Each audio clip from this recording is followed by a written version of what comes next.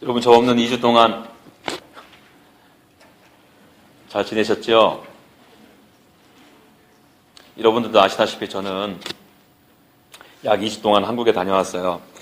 2주 동안 한국에 있으면서 가족들과 참으로 즐거운 시간을 보냈습니다. 그러면서 틈틈이 하나님의 말씀도 묵상하고요. 주변의 지인들을 만나서 이런저런 이야기를 많이 나누게 되었습니다. 제가 잘 알고 있는 지인들과 함께 이런저런 이야기를 나누게 되면서 한 가지 공통점을 발견하게 되었어요. 그것이 무언가 하면 우리네 인생이 참으로 고달프다. 우리 인생이 참 쉽지 않다라는 것입니다. 무슨 말입니까? 제가 이야기를 나눈 그분들에게는 모두가 다 그들이 생각하는 고난들이 있었습니다. 물론 사람마다 당하는 고난의 종류는 다 다르겠죠. 그러나 그 고난이 주는 무게감은 똑같을 것입니다. 어떤 사람들이 바라볼 때는 저 모자랄 것 없이 보이는 사람에게 보이는 그런 분들에게 또 가까이 깊이 들어가다 보면 그에게도 또 다른 고난에 들어가 있음을 보게 되고 그 고난으로 인해 힘들어하는 모습들을 우리가 어렵지 않게 확인할 수 있습니다. 여러분, 제가 만났던 분들 중에 어떤 분들은 육체의 연약함으로 인해 고통으로 신음하고 있었고요. 어떤 분들은 취업을 준비하는데 취업이 안 돼서 참으로 힘든 시기를 보내고 있었습니다. 또 어떤 분들은 그분들이 열심히 하던 비즈니스가 잘 안 돼서 물질적으로 상당히 힘들어하는 분들도 계셨어요. 또 어떤 분들은 이혼의 아픔을 겪고 계신 분들도 있었습니다. 저는 이런 고난 가운데 처해 있는 저랑 가까운 사람들의 모습들을 바라보면서 참으로 가슴이 아팠습니다. 그분들에게 진정한 위로와 격려를 한다 해도 충분히 위로가 되지 못함을 알 수 있기 때문에 제 가슴이 더더군다나 안타까웠어요. 저는 제가 잘 알고 있는 지인들이 당하고 있는 고난과 어려움의 이야기를 듣게 되면서 오늘 여러분들하고 말씀을 나눈 욥기서 말씀이 생각나게 되었습니다. 사실 제가 몇몇 지체들에게도 이야기 나눴는데 한국에 들어가기 전에 제가 말씀을 묵상했던 것이 욥기서 말씀이기도 합니다. 여러분, 성경에서 인간의 고난에 대해서 잘 말해주고 있는 말씀 중에 하나가 성경 중에 하나가 바로 욥기서일 것입니다. 특히 욥이 당하는 고난은요, 믿는 자의 고난이라는 것입니다. 욥기서 1장 1절을 보게 되면 그 사람은 온전하고 정직하여 하나님을 경외하며 악에서 떠난 자더라. 하나님을 경외하는 자, 악에서 떠난 자. 이것은 무엇을 의미하는 것입니까? 쉽게 말해서 하나님을 믿는 사람이라고 말할 수 있어요. 그런 그에게 감당할 수 없는 고난들이 찾아오게 됩니다. 하루아침에 재물을 잃게 되고요. 그것도 모자라 자식까지 잃게 되고 이런 고난 가운데 욥이 고백하는 소리를 또 들어보십시오. 욥기서 3장 25절에서 26절 마침내 그렇게도 두려워하던 일이 밀어닥치고 그렇게도 무서워하던 일이 오고야 말았다. 내게는 평화도 없고 안정도 없고 안식마저 사라지고 두려움만 끝없이 밀려온다. 여러분, 이 욥의 고백 속에서 깊은 한숨과 탄식이 느껴지지 않습니까? 욥의 이 고백 속에서 깊은 절망과 낙심이 보이지 않습니까? 여러분, 여러분들도 마찬가지로 주님을 경외하는 자라고 생각이 됩니다. 주님을 믿고 경외하기 때문에 지금 이렇게 바쁜 시간에 이 자리에 나와서 주님을 예배하고 있다라고 생각이 돼요. 여러분들도 악을 멀리하고 어둠을 증오하기에 믿음으로 빛 대신 예수님 앞으로 지금 이 자리에 나왔다고 생각이 됩니다. 이게 어찌된 일이라는 거예요. 하나님의 전적인 은혜로 우리가 구원함을 얻으면 나에게는 더 이상 고난이 없어야 되는 것 아닙니까? 세상 사람들이 부러워하는 모든 축복을 받아 누려야 하는 것 아닙니까? 그럼에도 불구하고 저와 여러분들이 너무나도 잘 알죠. 우리의 현실은 그렇지 않다는 것입니다. 세상 사람들과 똑같이 고난당합니다. 아니, 오히려 더 당할 수도 있습니다. 고통 가운데 신음하기도 하고요. 인정하기 싫지만 이것은 사실입니다. 이 고난은 믿는 자에게 피할 수 없는 숙명과도 같습니다. 그래서 저는요, 오늘 이 욥기서를 중심으로 해서 고난의 문제를 다루려고 합니다. 저는 고난은 도대체 왜, why 오는가? 에 대해서 초점을 맞추기보다는요, 욥기서를 통해서 고난이 주어질 때 우리가 깨달아야 할 것이 무엇인가에 대해서 초점을 맞추어서 하나님의 말씀을 나누려고 합니다. 다시 한번 뭐라고? 고난이 우리에게 주어질 때 우리가 깨달아야 해야 될 것. 욥은 고난 가운데서 깊은 깨달음이 있었습니다. 그래야 해서 그는 주님 앞에 자신의 신앙을 고백하듯이 고백하는 내용들이 욥기서에서 기록되어 있어요. 그런 내용을 중심으로 해서 제가 깨달은 내용들을 오늘 이 시간에 여러분들과 함께 나누도록 하겠습니다. 여러분, 이 말씀을 통해서 여러분들의 삶 가운데, 여러분들의 이 심령 가운데 참다운 평안과 안식이 임하여지길 간절히 소망합니다. 또 이 말씀을 통해서 꺼져가는 등불 끄지 아니하시고 상한 갈 때 꺾지 아니하시는 주님의 깊은 사랑을 깨닫는 시간, 그래서 우리의 상한 심령들이 회복되어지는 역사가 일어나기를 간절히 소망합니다. 여러분들도 오늘 그 말씀 기대하는 마음으로 하나님 앞에 서시길 바라요. 첫 번째로 살펴보고 싶은 욥의 고백은요, 욥기서 1장 21절에 나옵니다. 이르되 내가 모태에서 알몸으로 낳았사온즉 또한 알몸이 그리로 돌아가 올지라. 주시니도 여호와시요 거두시니도 여호와시니 여호와의 이름이 찬송을 받으실지니이다. 여러분들이 생각하는 고난, 시련이라는 단어는 여러분들 어떻게 이해하고 있으십니까? 맨날 우리 고난 그러잖아요.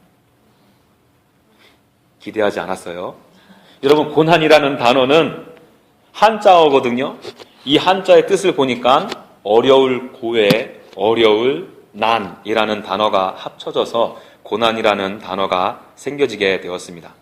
그러니까 한마디로 얘기해서 이 고난은요, 어려움의 덩어리들이에요. 도저히 내가 감당하고 짊어질 수 없는 어려움들을 말합니다.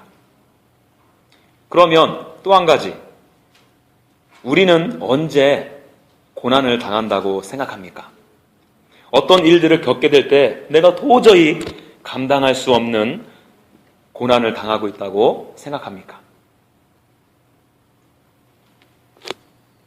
이 또한도 제가 예상했어요. 대답 안 할 줄. 그것은요, 우리가 욥을 묵상할 때 욥이 고난을 당한다라는 내용을 살펴보면 그 요인들을 찾아볼 수가 있어요. 욥기서 1장 2절에서 3절에 보면요, 이런 말이 있어요. 그에게 아들 7과 딸 3이 태어나니라. 그의 소유물은 양이 7,000마리요, 낙타가 3,000마리요, 소가 500결이요, 암나귀가 500마리이며 종도 많이 있었으니 이 사람은 동방 사람 중에 가장 훌륭한 자라. 여러분, 욥기서 1장 2절하고 3절에서 욥을 어떻게 설명하고 있습니까? 한마디로 얘기해서 그는 가진 것이 많았다. 그런데 그렇게 가진 것이 많았던 욥에게 어떤 일들이 벌어지죠? 그의 소유로 있었던 종, 낙타, 양, 소, 나귀들이 하루아침에 사라지게 됩니다. 하루아침에 잃어버려지게 돼요. 심지어 자녀들까지도. 여러분, 우리가 이런 욥을 바라보면서 야, 욥 참 고난을 당한다. 욥을 바라보면서 욥에게는 참으로 심한 고난들이 있다라고 보지 않습니까? 그를 바라보면서 야, 욥이 모든 것을 잃었으니까 얼마나 힘이 들까? 여러분, 여기서 알 수 있는 것이 무엇입니까? 우리가 언제 어떻게 고난당한다고 생각하냐면, 고난은 내가 갖고 있던 것이 없어지거나 심히 훼손된 상황에 직면하게 되었을 때, 또 심한 부재와 결핍의 문제에 직면하게 되었을 때 우리는 고난이라는 말을 쓴다는 거죠. 이것도 잘 이해가 안 가죠? 응? 알기 쉽게 여러분들에게 알기 쉽게 설명해 드릴게요. 우리 지체들 중에서 한 5년 넘게 사귄 이성 친구가 남자친구였다고 가정해 봅시다. 그런데 그 형제가 다른 형제면 안 되죠. 다른 자매랑 눈이 맞았어. 그래서 눈 맞은 그 자매랑 룰루랄라 즐거운 시간을 보냅니다. 바람 맞은 내 입장은 어떤 상황이겠습니까? 얼마나 힘든 시간을 보낼까요? 한때는 나의 전부라고 생각했던 형제가 떨어져 나갔습니다. 아프겠죠? 힘들겠죠? 괴롭겠죠? 왜죠? 한때는 그 형제가 나의 전부, 내 소유라고 생각했기 때문입니다. 그런데 그 형제가 어느 날, 어느 순간 없어졌어. 전에 나의 것이라고 생각했던 그 남자친구의 부재, 결핍으로 인해 내가 어려움을 겪고 그것이 고난이라고 하는 것입니다. 이해되셨죠? 마찬가지로 우리가 생각하는 고난들 대부분이 어디에서 오냐면 내 소유라고 생각했던 것들이 사라져갈 때, 내 것이라고 확신했던 것들이 갑자기 없어질 때 우리는 고난당한다라고 생각합니다. 서두에서 말씀드렸던 것처럼 건강을 잃어서, 또 아내와 이혼해서, 또 사랑하던 부모님이 돌아가셔서, 잘 나가던 사업이 한순간에 무너져서, 여러분 이것들을 잘 종합해 보십시오. 이 내면 안에는요, 다 내 소유라고 생각했던 것들에 대한 부재, 결핍에서 오는 문제라는 것입니다. 그런데 우리가 여기서 눈여겨볼 게 무엇이냐면 욥기서를 자세히 살펴보면, 저와 여러분들 좀 전에 읽었잖아요. 욥의 소유? 우리가 욥의 소유라고 생각하고 알고 있던 그것들의 주인이 따로 있음을 보게 됩니다. 욥기서 1장 10절 여러분들 펴 있으니까 눈으로 보십시오. 주께서 그와 그의 집과 그의 모든 소유물을 울타리로 두르심 때문이 아니니이까. 주께서 그의 손으로 하는 바를 복되게 하사 그의 소유물이 땅에 넘치게 하셨음이니이다. 여러분 이 말씀을 가만히 보면 욥에게 주어졌던 욥의 소유라고 생각되어질 그 모든 것들을 허락하신 이가 누구라고 나와 있습니까? 바로 하나님이신 거예요. 여러분 욥은 하나님께서 그 모든 것들을 허락하셨기 때문에 수많은 물질과 자식들까지 취할 수 있었던 것입니다. 심지어 욥의 생명까지도요. 뒤집어서 이야기하면 욥의 것은 원래 아무것도 없었다. 이해되시죠? 여러분 세상 가수 김국한 가수 아시나요? 좀 오래되신 분이신데요. 여러분 이 가수도요, 하나님의 지혜를 깨달아서 세상 가운데 얼마나 열심히 노래했는지 몰라요. 제목이 뭡니까? 타타타. 제가 2절 가사만 여러분들에게 불러드리겠습니다. 노래하고 싶네요 갑자기. 산다는 건 좋은 거지, 수지 맞는 장사잔소, 알몸으로 태어나서 옷 한 벌은 건졌잖소, 우리네 헛짚는 인생살이 한 세상 걱정 근시 없이 살면 무슨 재미, 그런 게 덤이잖소. 여러분 이 가사의 내용이 얼마나 깊은 내용을 담고 있는지 아세요? 알몸으로 태어나서 옷 한 벌은 건졌대요. 이 자체가 나에게 기쁨이 될 수 있다는 것입니다. 여기 이 가사말을 쓰신 분은 인생의 고난에 대해서 통달한 분이 아니실까? 여러분 욥도 이 사람의 인생 깊이 이해했어요. 사람은 빈몸으로 왔다가 빈몸으로 갈 것을 알고 있었습니다. 그래서 욥이 고백한 말씀이 바로 욥기서 1장 21절, 이르되 내가 모태에서 알몸으로 나왔사온즉 또한 알몸이 그리로 돌아가올지라. 주시니도 여호와시요 거두시니도 여호와시니 여호와의 이름이 찬송을 받으실 지니이다. 여러분 욥도 보십시오. 가수 그 김국한처럼 빈몸으로 와서 빈몸으로 갈 것을 고난을 통해 깨닫게 된 것입니다. 그런데 차이점이 무엇입니까? 가수 김국한 씨는요, 그 알몸에 옷을 주신 이의 주체를 모르고 있었다는 것이죠. 반면에 욥은 주시는 이도 하나님, 다시 취하시는 이도 하나님이심을 깨달았습니다.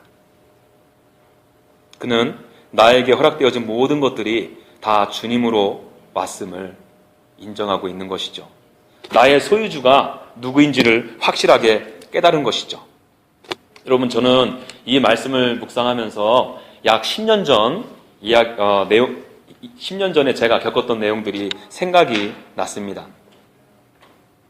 저는 그때 당시 주님을 인격적으로 영접하고요, 날마다 참으로 뜨거운 나날을 보냈어요. 누군가 제 가슴을 만지면 오빠에게서 탄냄새가 할 정도로.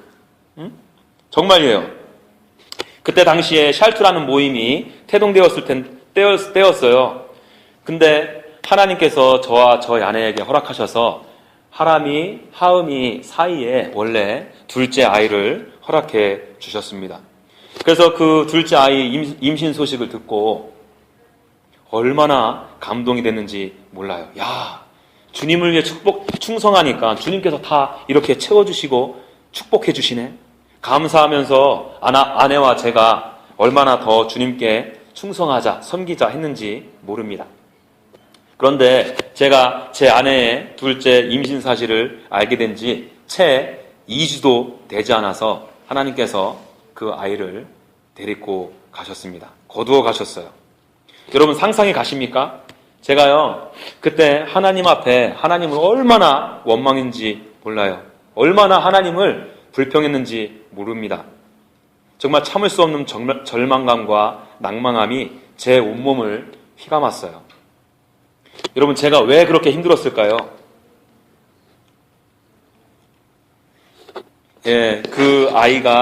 그 둘째 아이가 저의 능력으로 생겨났고 그 아이가 저의 것으로, 제 소유로 착각했기 때문이죠. 그러니 그것을 받아들일 수 없었습니다. 어떻게 나에게 이런 일이 생길 수 있을까 하고 오히려 엄청나게 힘든 시간을 보내게 되었어요. 그런데 좀 전에 읽었던 말씀이 있죠. 욥기서 1장 21절 말씀. 그 말씀이 저를 살렸습니다. 정말 거짓말처럼 훌훌 털고 다시 주님 앞에 설 수 있게 되었어요. 그러면서 제가 깨달은 것이 무엇이냐면요, 그때 저는 제 마음 가운데 기복주의적인 종교 생활을 하고 있다는 것을 깨닫게 되었습니다. 내가 이만큼 하니까 하나님께서 이렇게 축복 주시겠지? 내가 이렇게 섬기고 샬투도 열심히 섬기니까 하나님께서 많은 복 주시겠지? 내가 그 복을 취하기 위해, 내 것으로 삼기 위해 애쓰는 저를 보게 되었습니다. 하나님을 믿는다면서 나의 소유를 주님의 것이라고 인정하지 않는 신앙 말입니다. 아주 잘못된 믿음이었죠. 여튼 저는요, 그 고난을 통해서 나에게 허락되어져 있는 모든 것이 다 주님의 것임을 깨닫게 되었고 인정하게 되었습니다. 성경 공부를 통해서 배워서 머리로 깨달은 것이 아니라 이 가슴으로 깨닫게 되었습니다. 그래서 그 이후부터는 정말 전심으로 주님을 찬양하게 되었어요. 여러분, 여러분들의 삶 가운데서도 여러분들이 생각할 때 고난이라고 생각되어지는 것들이 있을 때가 있을 거예요. 여러분, 그 고난들을 통해 이 고백이 있어졌으면 좋겠습니다. 하나님, 저는 빈몸으로 왔는데 저에게 있어졌던 그 모든 것이 다 하나님의 것입니다. 저의 생명, 호흡까지도 다 주님의 것입니다. 라는 고백이 터져나오길 간절히 소망합니다. 여러분, 이것이 가슴으로 깨달아지는 순간 욥처럼 고난 가운데에서도 하나님을 찬양할 수 있어요. 왜요? 하나님께서 나에게 주셔서 취하신 것보다 여전히 저와 여러분들에게는 주어진 것이 너무나도 많기 때문입니다. 여러분, 여러분들에게 주어진 것들 한번 되뇌어 보십시오.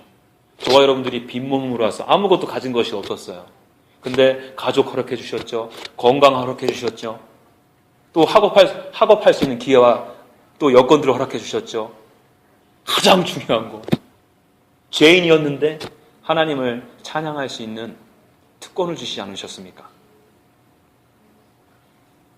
우리가 고난 가운데 있을 때 하나님께서 나에게 주신 것들을 생각할 때 오히려 하나님 앞에 감사와 찬양이 터져나오게 될 것입니다. 여러분, 제가 여러분들에게 권면하고 싶은 것은 우리의 이 믿음의 여정 가운데 찾아오는 그런 고난 가운데 나의 것 빼앗긴 것을 바라보지 마시고 하나님께서 주신 것을 묵상해 보십시오. 그러면 그 고난 오히려 더 쉽게 극복하실 수 있습니다.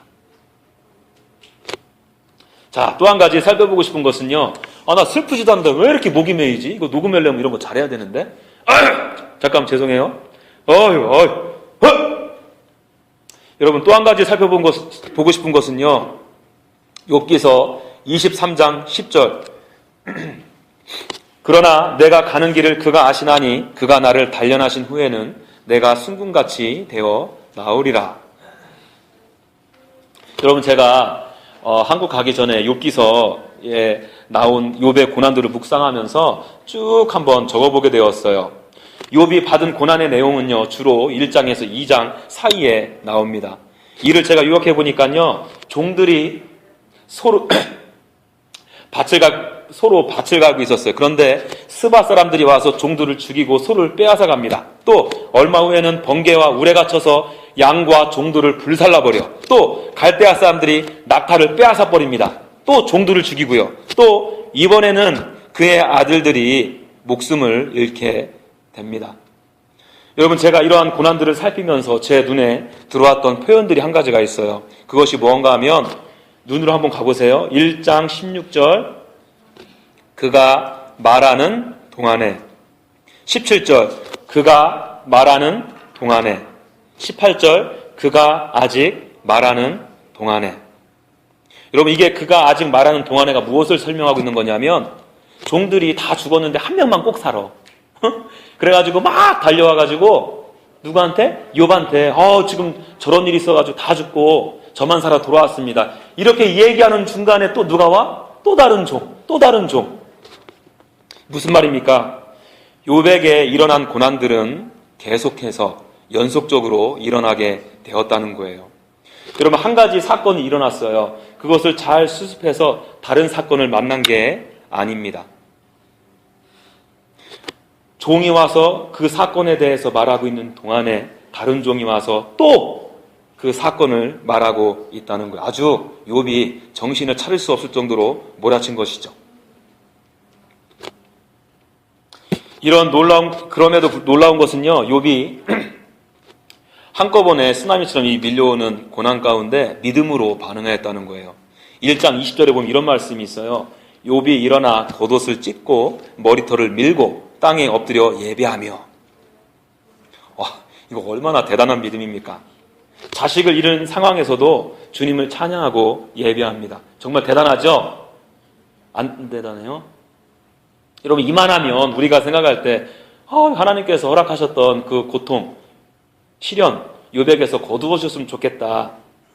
그런 생각을 하지 않습니까? 그리고 그 욥에게 다시금 많은 복을 허락해 주셨으면 좋겠다. 그러나 그렇지 않습니다. 여러분, 이 사건들이 있어진 후에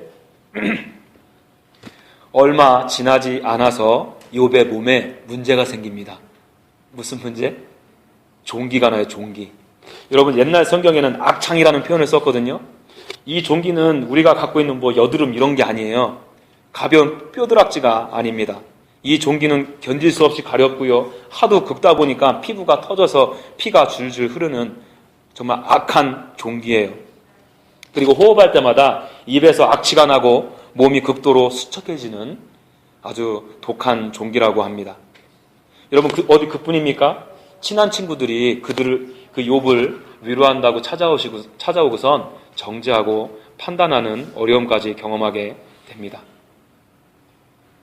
여러분, 여기서 우리가 알 수 있는 것이 무엇일까요?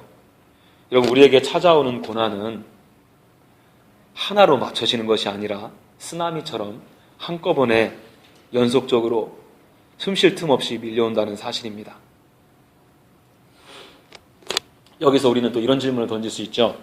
왜 하나님은 욥에게 이렇게 연속된 고난을 허락하셨을까? 왜 하나님은 욥의 마음을 그렇게 흔드셔야만 했을까? 저는요, 이 욥의 연속되어진 고난들을 묵상하면서 한 가지 이미지가 떠올려졌습니다. 그것이 바로 무언가 하면 깨끗한 물병 속에 가라앉아 있는 찌꺼기, 음식물 찌꺼기. 여러분, 깨끗한 물이 담겨져 있는 물병은 아무리 물병을 흔들어도 변함이 없죠. 깨끗한 물이죠. 그러나 찌꺼기가 있는 음식물 찌꺼기가 담겨져 있는 물은 이야기가 달라집니다. 그 병을 흔들지 않고 가만히 놔두면 겉으로 볼 때는 어떻습니까? 깨끗한 물을 담은 병과 똑같아요. 왜? 그 찌꺼기는 맨 밑바닥에 가라앉기 때문이죠. 그러나 그 병이 좌우 앞뒤로 흔들리게 되면 어떤 일이 벌어지게 됩니까? 맨 밑에 있는 음식물 찌꺼기들이 여러분들 설거지 해보셔서 아시죠? 구정물처럼 드러나게 된다는 거예요. 여러분, 저는 하나님께서 욥을 흔드신 이유도 바로 여기에 있다라고 생각이 됩니다. 여러분, 욥은 하나님을 경외하는 사람이었습니다. 죄를 멀리하던 사람이었어요. 그럼에도 그의 내면에 깊은 곳에 제거되지 않은 은밀한 죄가 있었던 것입니다. 음식물 찌꺼기가 있었던 거예요. 그렇기에 하나님께서는 계속 욥을 흔드셔서 그 찌꺼기를 욥 스스로가 볼 수 있게 허락하신 것입니다. 여러분, 이렇게 마음속 깊은 곳에 있는 은밀한 죄, 찌꺼기를 본 욥의 고백을 들어보십시오. 욥기서 4장 5절에서 6절. 내가 주께 대하여 귀로 듣기만 하였사오나 이제는 눈으로 주를 배움나이다. 그러므로 내가 스스로 거두어 드리고 티끌과 재 가운데에서 회개하나이다. 여러분, 이 얼마나 아름다운 표현입니까? 욥은 계속된 고난을 통해 자기 자신의 은밀한 죄까지도 보게 되었어요. 귀로 듣기만 해서 알았던 하나님을 이제는 눈으로 주님을 본다라고 고백합니다. 여러분, 주님의 실제를 보게 된 것이죠. 여러분, 하나님의 이 흔드심이 욥에게는 얼마나 큰 축복이에요. 오히려 하나님을 눈으로 바라보게 되는 축복을 차지하게 되었습니다. 여러분, 저는 이 말씀을 묵상하면서 저에게 큰 위안과 격려와 도전이 되었어요. 여러분들, 많은 분들이 아실 것입니다. 저도 요즘에 참 정신이 없거든요. 제 주변에 일어나는 일들을 제 스스로가 도저히 감당할 수 없을 정도입니다. 하나님께서 저를 아주 심하게 흔들고 계신 것 같아요. 한국에서 간암으로 힘들어하시는 형님을 생각할 때마다 제 가슴이 많이 안 좋습니다. 아파요. 또 임신한 아내가 양수가 터져서 우리 뱃속의 아이 조이가 언제 어떻게 될지 모르는 상황 가운데 처해 있습니다. 또 날라오는 병원비, 그 빌들을 바라볼 때마다 한숨과 걱정이 드는 것이 사실입니다. 한 가지도 아니고 여러 문제가 이렇게 꼬리에 꼬리를 물고 저를 흔들고 계심을 보게 됩니다. 그럼에도 저는 절망만 하지는 않습니다. 얼마나 감사한지 몰라요. 왠지 아세요? 이 고난들을 통해서 제 마음속 깊은 곳에 있는 은밀한 죄를 보게 해주셨기 때문입니다. 여러분, 남들이 저를 볼 때 백전도사는 신앙도 좋고 예수님 열심히 믿고 예수님 열심히 사랑하는 사람이야 라고 많은 분들이 알고 계십니다. 그런데 제 마음속 깊은 곳에 저도 찌꺼기가 있더라고요. 하나님을 경외하지 못하고 나를 더 사랑하는 지저분한 것, 남들에게 알려지지 않은 아주 은밀한 죄들이 제 속 안에 있음을 발견하게 되었습니다. 그래서 그 부분들을 하나님 앞에 내어놓고 얼마나 눈물을 흘리며 하나님 앞에 회개하는 마음으로 기도했는지 모르겠습니다. 그래서 그런지 하나님께서 하나님과 지금 저와의 관계가 너무나도 가까워져 있음을 느낍니다. 하나님께서 매일같이 새로운 말씀으로 말씀해 주시고요. 그리고 하나님께서 내가 그전에 알지 못했던 하나님의 비밀들을 한 가지씩 가르쳐 주시는데 너무나도 그 가운데 기쁨이 있고 감사함이 있습니다. 여러분, 때로는 우리 주님은 때로는 이런저런 목적으로 하나님과 관계를 깊게 하기 위해서 여러분들에게 축복을 허락하시기도 합니다. 반대로 고난과 징계를 사용하시기도 하세요. 그렇게 해서라도 우리 주님은 여러분들과 깊은 관계, 그리고 하나님을 여러분들에게 계시하고 싶어 하십니다. 여러분들에게 하나님의 놀라운 비밀, 하나님을 보여주시고 싶기 때문에 그런 일들을 허락하십니다. 여러분, 하나님께서 저와 여러분들에게 가끔씩 이런 고난들을 허락하시는 이유가 무엇입니까? 저와 여러분들이 바로 하나님의 딸, 하나님의 아들이기 때문에 그렇습니다. 히브리서 12장 5절에서 8절, 또 아들들에게 권하는 것 같이 너희에게 권면하신 말씀도 잊었도다. 일러스되 내 아들아, 주의 징계하심을 경히 여기지 말며 그에게 꾸지람을 받을 때에 낙심하지 말라. 주께서 그 사랑하시는 자를 징계하시고 그가 받아들이시는 아들마다 채찍질 하심이라 하였으니 너희가 참음은 징계를 받기 위함이라. 하나님이 아들과 같이 너희를 대우하시나니 어찌 아버지가 징계하지 않는 아들이 있으리요. 징계는 다 받는 것이거늘 너희에게 없으면 사생자요 친아들이 아니니라. 여러분, 얼마 전에 이런 일이 있었어요. 교회에 늦게까지 남아 있었습니다. 저 두 아들과 함께. 그래서 제가 갔던 그 교회에 오후 늦게까지 농구 경기가 있었어요. 그래서 그때 당시에 임신 초기에 있던 저희 아내에게 충분한 휴식을 주기 위해, 제가 얼마나 또 가정스러운 남편입니까? 그래서 두 아들 데리고 최대로 교회에서 버틸 수 있을 만큼 버티자 해서 농구 경기를 구경하고 아이들은 아이들끼리 놀게 했습니다. 우리 첫째 아들이 이제 막 친구들하고 노는데 저랑 좀 가깝게 있었어요.